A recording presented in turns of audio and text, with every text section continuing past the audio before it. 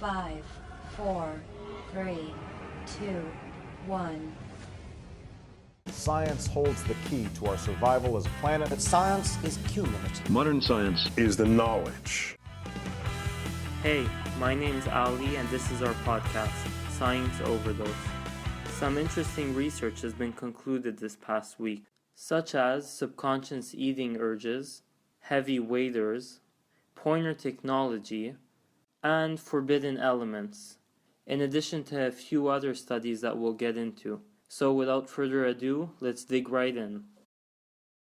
Humans have evolved to have subconscious urges to eat more during winter. And there's an evolutionary mechanism at play here, because being overweight is less of a problem than being underweight in certain contexts.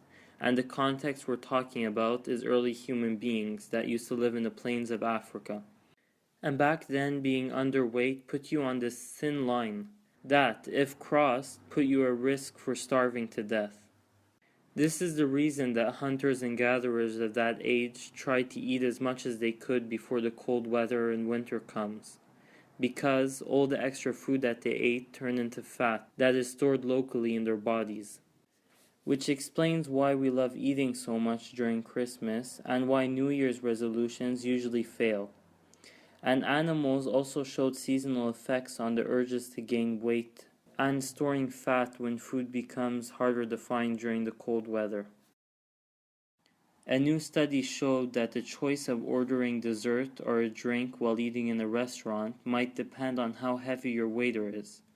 Your choice doesn't depend on what they say, but on how much they weigh. The study showed that people are 4 times more likely to order dessert if the waiter is heavy. Because in the end, when you go to the restaurant, you don't go there to diet, you go there to eat. And let's face it, a heavy waiter might push you to say, hell, why not, and go for dessert. Even funnier, they have the largest effect on the skinniest diners. And the best example that I can think of is picturing John Pinette, the famous comedian, as a restaurant waiter.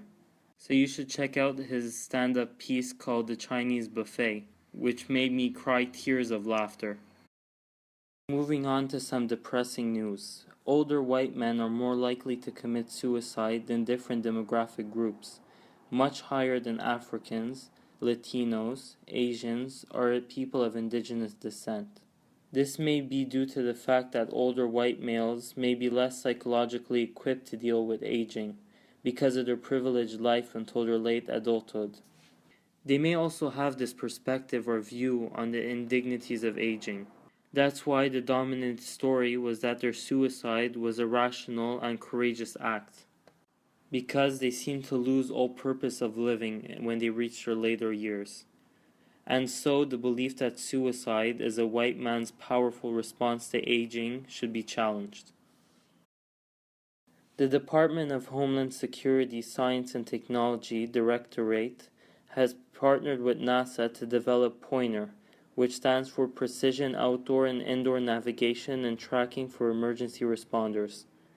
P.O.I.N.T.E.R uses a system of electrical magnetic field loops to generate a field of energy that can penetrate most material, including metal, wood, plastics.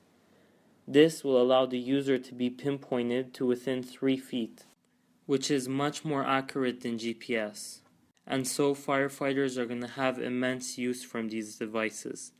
And we can compare this to the events of 9/11, where each firefighter had a device placed on his chest that would emit a certain chirping noise if the firefighter stopped moving for a certain period of time.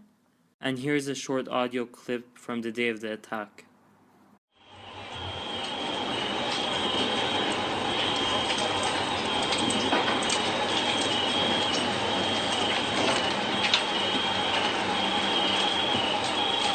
So like I said, each one of these high-pitched chirping noises that you hear signals that 30 seconds has passed since that firefighter has moved. And so with this new P.O.I.N.T.E.R technology, we can precisely determine the location and floor of the firefighter. Researchers have looked into the interiors of super-Earths using mathematical models and found that certain compounds that were forbidden by the classical rules of chemistry. The scientists were trying to find which compounds were formed by silicon, oxygen, and magnesium at high temperatures. And as we know, planets like Earth have a thin silicate crust and a silicate oxide mantle that is 7/8 of the planet's volume. That's why we say magnesium, oxygen, and silicon form the basic chemistry on Earth. Results predict two exotic compounds, MgSiO12 and MgSiO6, that could form in these planets, which have many more oxygen atoms inside of them than MgSiO that is found on Earth. And this is really important because it makes MgSiO12 and MgSiO6 conductors, while MgSiO found on Earth are semiconductors. This means that they're capable of generating a very strong and powerful magnetic field that can protect these exoplanets from cosmic radiation. This in turn makes the planet more hospitable for life. They were also able to predict Mg and Si oxides that do not fit the classical rules of chemistry, like SiO and SiO3 and MgO3. And research concerning these compounds that are found on these planets are just starting, so we'll probably have a lot more to talk about in the future. Researchers from the University of Valencia and San Paulo State University have developed a new type of concrete. They use sugarcane straw ash at the place of cement, which is much cheaper and pollutes a lot less.